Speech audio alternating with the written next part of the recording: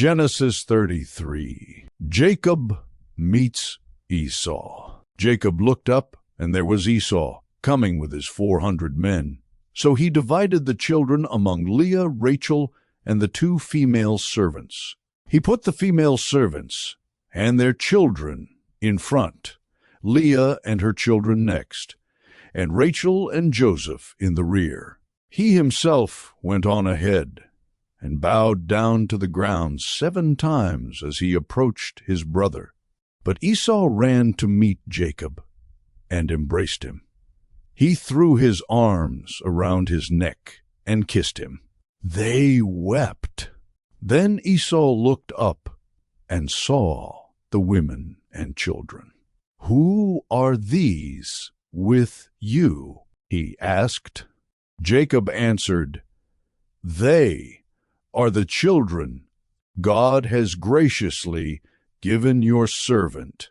Then the female servants and their children approached and bowed down. Next, Leah and her children came and bowed down. Last of all came Joseph and Rachel, and they too bowed down. Esau asked, "What's the meaning of all these flocks and herds I met?"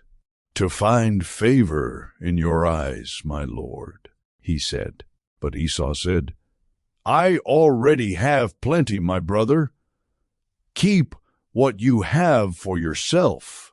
"No, please," said Jacob, "if I have found favor in your eyes, accept this gift from me. For to see your face is like seeing the face of God. Now that you have received me favorably, please accept the present that was brought to you. For God has been gracious to me, and I have all I need." And because Jacob insisted, Esau accepted it. Then Esau said, "Let us be on our way. I'll accompany you."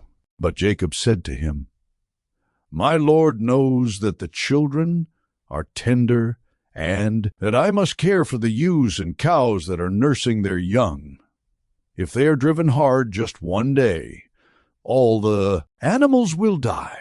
So let my Lord go on ahead of his servant, while I move along slowly at the pace of the flocks and herds before me, and the pace of the children, until I come to my Lord in Seir."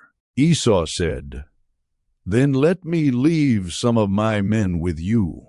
"But why do that?" Jacob asked. "Just let me find favor in the eyes of my Lord." So that day Esau started on his way back to Seir. Jacob, however, went to Succoth, where he built a place for himself and made shelters for his livestock. That is why the place is called Succoth.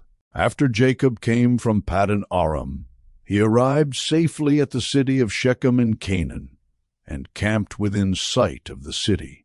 For 100 pieces of silver, bought from the sons of Hamor, the father of Shechem, the plot of ground where he pitched his tent, there he set up an altar, and called it El Elohe Israel.